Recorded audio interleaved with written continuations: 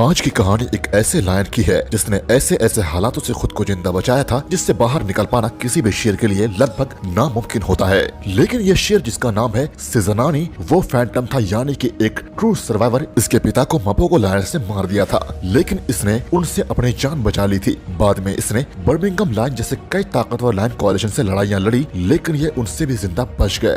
दरअसल इसका पूरा जीवन ऐसी ही तमाम अनबिलीवेबल चीजों से भरा हुआ है जिसे सुनकर कोई भी यही कहेगा कि यह तो हो ही नहीं सकता। वेल, क्या थी आखिर सिजनानी की कहानी और किस तरह इसने सभी चुनौतियों का सामना करके अपने आप को साबित किया कि एक सच्चा राजा होना कैसा होता है, इस वीडियो में हम देखने वाले हैं। वेल, बने रहिएगा वीडियो के अंत तक और मुझे इंस्टाग्राम में फॉलो जरूर कीजिएगा। साथ ही चैनल को सब्सक्राइब करके बेल आइकन प्रेस करना मत भूलिएगा, क्योंकि आप देख रहे हैं फैक्ट्स किंगडम ऑफ एनिमल्स।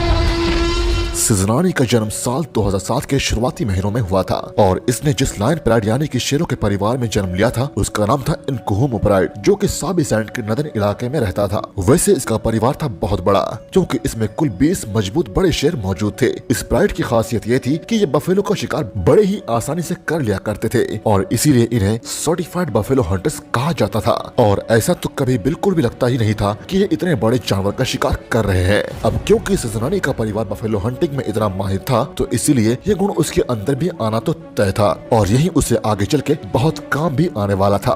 वैसे सिजनानी के जन्म के वक्त प्राइड में 20 से भी ज्यादा बच्चों का जन्म हुआ था, जो वाकई में बहुत ज्यादा होता है। लेकिन फिर दिसंबर 2007 में कुछ ऐसा हो गया जिसने परिवार के हालातों को हमेशा हमेशा के लिए बदल कर रख दिया। ब्लॉन्डी यानी कि सिजनानी के पिता को लेजेंडरी मपोगो लायंस ने जान से मार दिया। और तो और मपोगोस केवल यही नहीं रुके, बल्कि 2008 के शुरुआती महीनों में वो वापस आए और पूरे प्राइड पे हमला कर दिया। इसकी वजह से कई बच्चों के साथ साथ कुछ एडल्ट लायनेस भी इसके शिकार हो गई और वो सब मारे गए। अब इससे प्राइड बिल्कुल उथल पुथल हो गया और सब इधर उधर बिखर गए। इन सब के बाद सिजनानी और उसके भाई केवल यही 2 बच्चे ही जिंदा बच पाए थे। अब सब कुछ किस्मत पे था कि आगे ये दोनों भाई बच पाएंगे या नहीं, और आगे बहुत समय तक दोनों में से किसी को भी नहीं देखा गया। हर तरफ टेंशन का माहौल था कि आखिर इन दोनों के साथ हुआ क्या होगा। पर कुछ सालों के बाद यानी कि 2012 में ये फिर से नजर आए। इस वक्त ये टिड्स वालों कंसेशन में थे और इन्हें नाम दिया गया था इनकुहुमो मेल्स। सिजनानी के भाई को बहुत समय से हिप में एक इंजरी थी। इसके बाद भी वो अफ्रीका के जंगलों में सर्वाइव कर पा रहा था। शायद ऐसा सिजनानी की वजह से मुमकिन हो पाया था, जो हमेशा ही उसकी मदद को तैयार रहता था। वैसे सिजनानी का मतलब होता है एक साथ मिलकर काम करना, जो उसे टिड्स वालों के गाइड्स ने इसीलिए दिया था क्योंकि वह अपने भाई का भरपूर मदद किया करता था।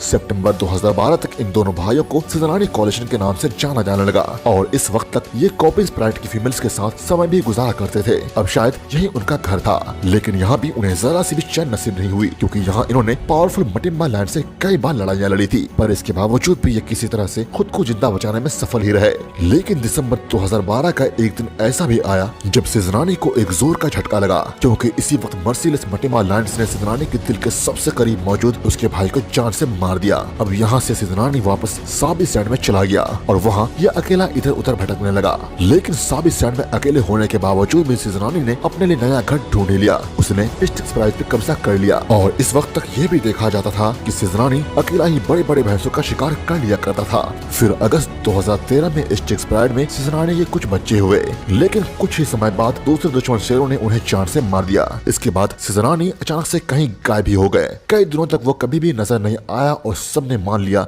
कि अब वो मर चुका है। लेकिन सबको सरप्राइज करते हुए सितंबर 2014 में सिजनानी मैनुलाटी में नजर आए। इस वक्त तक सोशल मीडिया में उसे जानने वाले लोग इस फैंटम के नाम से बुलाने लगे, जिसका मतलब होता है एक ट्रू सर्वाइवर। यहाँ से सिजनानी ने मैनुलाटी में ही रहने का मन बना लिया और वो टिड्स वालों सफारी लॉज के बिल्कुल पास ही रहने लगा। खास बात ये थी कि यहाँ उसने एक दोस्त भी बना लिया था, जो एक अनजान शेर था। सिजनानी को अब अपनी बादशाहत फिर से कायम करने के लिए एक पार्टनर मिल चुका था और दोनों को साथ में नाम दिया गया ग्रैंड एम्पी मेल्स। कुछ ही समय बाद ये सेंट्रल मानिलाटी में अपना दबदबा बनाने लगे। पर कुछ ही समय बाद 5 लैंड्स वाला एक ताकतवर कोलिशन, जिसे हम सब बर्मिंघम लैंड कोलिशन के नाम से जानते हैं, वो इनके इलाके के पास आ गए।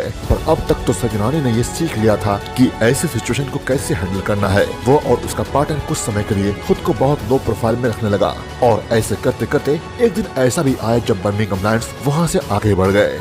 फाइनली अब दोनों बिल्कुल सेफ थे और फिर 2015 में इन्होंने 3 बर्मिंघम लैंड्स के साथ मिलकर इनहुरु प्राइड का निर्माण किया। 2015 के नवंबर तक यहाँ इनके 10 से ज्यादा बच्चे भी हो गए। इसके बाद 2016 में इन्होंने एम्बेरी प्राइड में भी कब्जा कर लिया।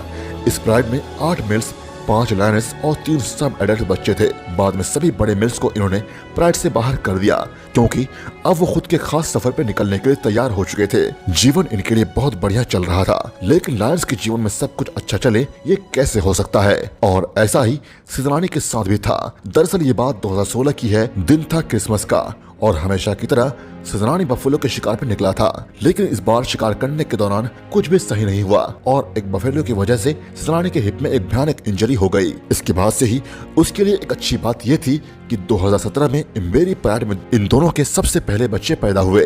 अब यहाँ पर 5 लायंस के साथ साथ 16 बच्चे भी हो गए थे, लेकिन चोटिल हो चुके सिजरानी के लिए अब जीवन पहले के जैसा तो बिल्कुल भी नहीं रहा।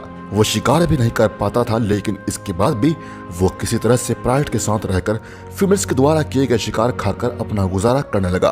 पर 27 अक्टूबर 2017 को उसकी इंजरी उसके लिए बर्दाश्त से बाहर चली गई और आखिरी जगह जहां उसे आराम करते हुए देखा गया वो उसके किंगडम का वही कोना था जहां उसने अपने जीवन में सबसे ज्यादा बच्चों को पाला था। इसके बाद उसके इस शानदार जीवन का अंत हो गया।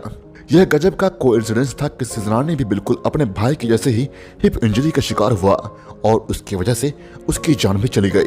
इधर अपने पार्टनर की मौत के बाद स्कोरो 2018 तक तो अपने प्राइड की शुरुआत करता रहा, लेकिन बाद में दूसरे लैंड कोलिशन जैसे कि अवोका उस पर लगातार ही हमला करते रहे, जिससे तंग आकर आखिर में स्कोरो को अपना इलाका छोड़कर जाना ही पड़ा। अगले 2 सालों तक स्कोरो ने एक बंजारा शेर का जीवन व्यतीत किया और साल 2020 में वो कहीं लापता हो गया। इसके बाद से ही ये मान लिया गया कि अब स्कोरो की भी मौत हो चुकी है और इसके बाद से ही ये कमाल के शेरों की ये कहानी यहीं पे खत्म हो गई। सिजरानी की इस कहानी का अंत हो गया, लेकिन वो आज भी हम सभी एनिमल लवर्स के दिलों में हमेशा के लिए जिंदा है। दोस्तों, यह थी कहानी सिजरानी the phantom of Sabi Sand की। वीडियो अच्छी लगी तो लाइक जरूर कीजिएगा और ऐसी ही वीडियो के लिए हमारे चैनल को सब्सक्राइब करना मत भूलिएगा। साथ ही अगली वीडियो आप किस टॉपिक पर चाहते हैं उसमें कमेंट करना या फिर इंस्टाग्राम में मुझे मैसेज कर सकते हैं। Thank you so much guys.